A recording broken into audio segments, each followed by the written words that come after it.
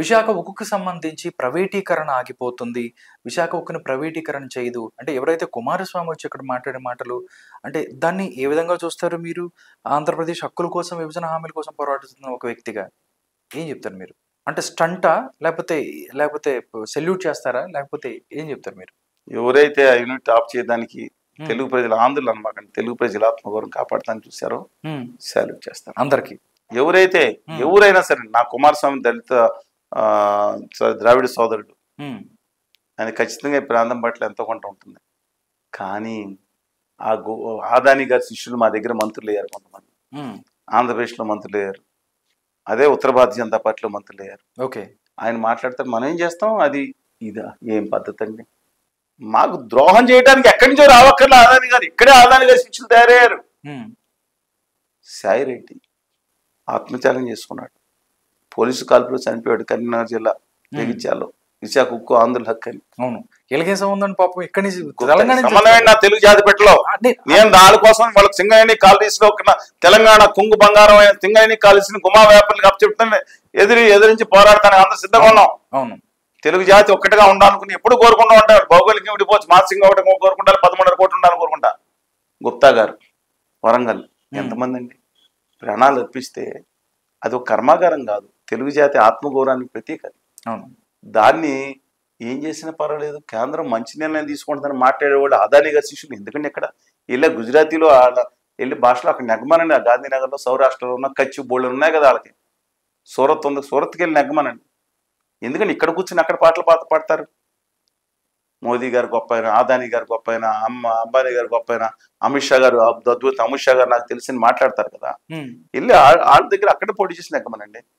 ఎందుకు ఇక్కడ ఈ ప్రాంతం పట్ల మమకారం లేని వాళ్ళు, ఈ ప్రాంతానికి అధికారం కోసమే వచ్చేవాళ్ళు తప్పండి, అవసరం లేదు.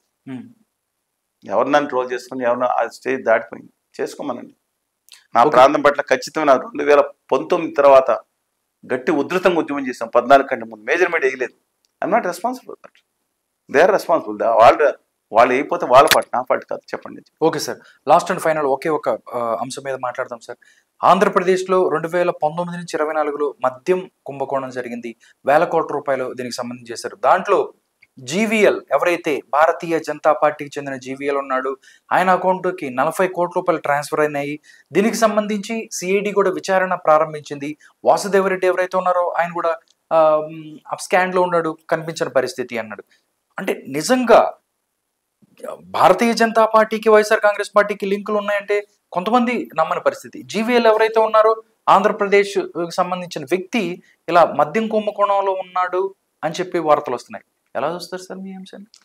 అంటే దీంట్లో సారాయి తక్కువ రేటుకు కావాలి అని చెప్పి ఉద్యమం చేసి చాలా కాలం నుంచి సారాయి కోసం ఉద్యమం చేసిన ఒక వ్యక్తి ఉన్నారు, తెలుసా మీకు?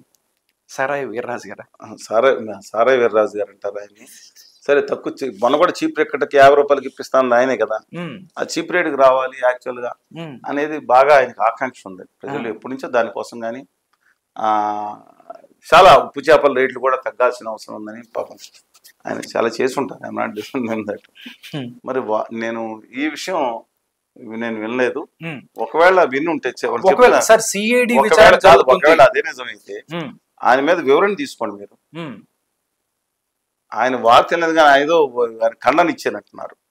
నేను అంటున్నాను, ఆయన దగ్గర వివరణ తీసుకుని మాట్లాడితే మంచిది కదా. మనం ఓకే అలిగేషన్స్ మిగతా వాళ్ళు చేస్తారు, వాళ్ళు రెడీగా పేపర్లో ఉంటాయి. మనం వరకు మీరు కూడా బాధ్యత కలిగిన జర్నలిస్ట్ గా మీకు ఒక హైప్, మీరు ఇదే ఆ విజయసాయి రెడ్డి గారి మీద, లేదంటే ఎవరండి ఆ triangle love story Madan Mohan కాదండి, 4 యాంగిల్ ఇది ఓకేనండి, రాజ్ తరుణ్ వేసుకుంటే మీకు నేను చెప్పిన మాటల కంటే భయంకరమైన రేటింగ్ వచ్చేది. అంటే జనాలు ఒకళ్ళు పెట్టించుకుంటే జనాలను అలవాటు చేశారు. మీ మీడియాలు మామూలు లేవండి, మేజర్ మీడియాలు. మరి వాళ్ళు చూస్తున్నారు కాబట్టి మేము వేస్తూనే ఉంటారు, మీరు వేస్తున్నారు కాబట్టి వాళ్ళు చూస్తూ ఉంటారు. ఎప్పుడు తేల్చాలి ఇది? ఆ బూతులు తిడితే కట్ చేసిన పోయింది మీరే. మీ మీడియా చెప్పాను కదా, బూతులు తిడుతున్నారు, లేవండి మీ బూతులు తిడతారని చెప్పి ఇద్దరు కమాన్ అని చెప్పి టీఆర్పీ రేటింగ్ భీమని పెరుగుతూ ఉంటుంది. పిచ్చి జనాలు కొంతమంది చూస్తున్నారు. అందుకని మనం వివరణ తీసుకోకుండా నేను గట్టిగా ఆ జీవీఎల్ గారు నేను ఉత్తరప్రదేశ్ సంబంధించిన పార్లమెంట్ సభ్యుడు, తెలుగు ఆయన, బల్లి గవర్నమెంట్ ప్రగతి అనుకుంటా. చాలా అత్యంత గట్టిగా కూడా చెప్పాలంటే ఒక విధంగా పరుషంగా కూడా విమర్శించారు ఆయన. ఆంధ్రప్రదేశ్ గురించి, హోదా గురించి ఎక్కువ మాట్లాడు. అది మన హక్కుల కోసం. కానీ వ్యక్తిగత ఆరోపణలు చేసేటప్పుడు ఖచ్చితంగా మనం వివరణ తీసుకోవాల్సి ఉంటుంది. నేను దానికి కట్టుబడి ఉన్నాను. వివరణ తీసుకోకుండా మాట్లాడతాం ఓకే. ఎవరు పడితే వాళ్ళు. నేను ఏ రోజన్నా గత 30-40 సంవత్సరాల నుంచి ఈవెన్ ఎన్టీ రామారావు, రాజశేఖర్ గారు, ఆయన నేదురుమల్లి జానారెడ్డి గారు అయితే కొంత తెలిసింది. ఎవరన్నా ఎవరి గురించి అన్నా ఈ రోజు రాజకీయాల్లో లోకేష్ గారు, జగన్ ఎవరి గురించి తప్పుగా ఒక మాట మాట్లాడానా? లేదు. నా 30-40 సంవత్సరాలు చేస్తే అనుచితంగా కానీ అసభ్యంగా కానీ లేదంటే తెలియకుండా ఎవరైనా వ్యక్తిగతమైన ఆరోపణ నేను చేయను. ఒకవేళ అదే నిజమైతే డెఫినెట్గా ఎంక్వైరీ చేసి చర్యలు తీసుకోవాలి. ఒకవేళ నిజమైతే తప్పే ఉందండి దీంట్లో. అవును. కానీ గాల్లో అలిగేషన్ చేయటం, ట్రోలింగ్ చేసే ముందు ఒకసారి వివరణ తీసుకోవాలి. సిఐడి అయితే సిఐడి అఫీషియల్గా వివరణ ఇస్తుంది కదా. Okay sir. ఎందుకు ఇవ్వలేదు? Okay sir. మరి ఎంతకే నేను ఇంకోటి కూడా కోరుకుంటున్నాను, పోలవరం మీద చేస్తున్న ద్రోహం మీద కూడా మనం మాట్లాడాలి కదా. పోలవరం ప్రాజెక్ట్ని దుర్మార్గమైన కుట్ర చేసి సగం చేసి దాన్ని బ్యారేజ్ కింద చేసే ఒక భయంకరమైన కుట్ర కేంద్ర ప్రభుత్వం చేస్తుంది. దయచేసి నాయకులారా పారా హుషారు. దాని బ్యారేజీకి పరిచేసేసి పాపం అమాయకులైన గిరిజనుల్ని పై ప్రాంతాలకి సగం ఇచ్చే రిహాబిలిటేషన్ నీళ్ళు వచ్చిన తర్వాత పై ప్రాంతాల్లో బతికే వాళ్ళని గాలికి వదిలేసేటట్టు ఓ దుర్మార్గమైన కుట్ర చేయట్లేదా, బ్లాక్మెయిల్ చేయట్లేదా కేంద్రం నేను ప్రశ్నిస్తున్నాను. దయచేసి వీళ్ళకి ఆదాని గారి మనుషులను ఆంధ్రప్రదేశ్లో ప్రవేశపెట్టారు. కొంతమంది ప్రవేశపెట్టి చెప్పాను ఇందాక వాళ్ళు అంటున్నారు పాపం మోడీ గారిని ఏం అడుగుతాం పునరావాసానికి. మన ఆంధ్రప్రదేశ్ ప్రజలు అనంతపురం నుంచి ఆదిలాబాద్ జిల్లాలో ఉన్నారు, పక్కన కావాలి తెలంగాణ కొడతారు. వీళ్ళ పొల్లోడు కొట్టి వీళ్ళ మీద పొన్ను వేసి స్పెషల్గా వాళ్ళ పొల్లోడు కొట్టి వసూలు చేసి మనం రిహాబిలిటేషన్ కట్టుకున్నాం అని ఆదాని గారి మనుషులు మాట్లాడుతున్నారంటే ఎక్కడికి వెళ్ళిపోతున్నారండి? కేంద్ర ప్రభుత్వం ఇవ్వాల్సిన నైతిక బాధ్యత, లీగల్ బాధ్యత అన్నీ ఉన్నాయి వాళ్ళ దగ్గర. ఒక్క పవర్ ప్రాజెక్ట్ తప్ప తాగునీటికి 200 కోట్లు ఇది మనుషులేనా? కేంద్రంలో వాళ్ళు మనుషులేనా? వాళ్ళు బాధ్యత కొట్టేవాళ్ళు అసలు ఆంధ్రప్రదేశ్ బిడ్డలేనా? అవి మాత్రం రోజు పెద్ద పెద్ద టీవీలో చూపిస్తారు. ఆ గురించి వైఎస్ఆర్ తెలంగాణ పార్టీ మాజీ అధ్యక్షురాలు ఆంధ్రప్రదేశ్ పక్క రాష్ట్రం షర్మిల గారి గురించి టాప్ ఫ్రంట్ పేజీలు వేస్తారు.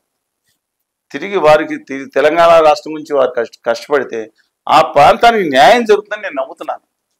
ఎందుకంటే ఆ జీవితం చాలా గట్టిగా మాట్లాడారు. పాదాల మీద యాత్ర చేసుకుంటూ పాదయాత్ర చేశారు, చేసుకుంటూ పాదయాత్ర చేశారు. రేవంత్ రెడ్డి గారు చెవులోంచి రక్తం తెప్పించినంత మాటలు మాట్లాడారు. కేటీఆర్ గారు బాక్స్ బదులైపోయినంత గట్టిగా ధీశాలుగా మాట్లాడారు.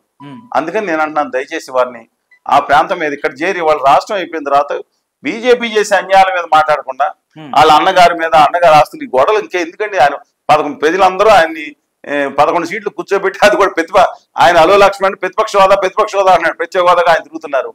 ఆయన మీద పడుతున్నారని నాకు అర్థం కాదు. వాళ్ళు బీజేపీ మోసం చేస్తుంది. చంద్రబాబు నాయుడు గారు కష్టపడుతున్నాడు రాష్ట్రం కోసం. ఈయన మీద బీజేపీ మోసం చేస్తే ఎవరేదన్నా చెప్పాలి, లేదా కాంగ్రెస్ గురించైనా మాట్లాడాలి. ఇంకా 24 గంటలు జగన్మోహన్ రెడ్డి గారు ఆయన 11 సీట్లు కుదించి ఇంత చేసి పెడితే ఆయన మీద మా అన్న వాళ్ళ అన్నాస్తులు గారు కావాలంటే చూసుకోమనండి. వైఎస్ఆర్ తెలంగాణ పార్టీ మాజీ అధ్యక్షురాలు గారికి మీ హంబుల్ రిక్వెస్ట్, కలిసి ఉద్యమం చేయడం నేర్చుకోండి. ఎప్పుడు రాజశేఖర రెడ్డి గారి బిడ్డ అంటే కాదు, లేదంటే మహాత్మా జ్యోతి పూలే గారి గురించి ఒకసారి తెలుసుకోండి.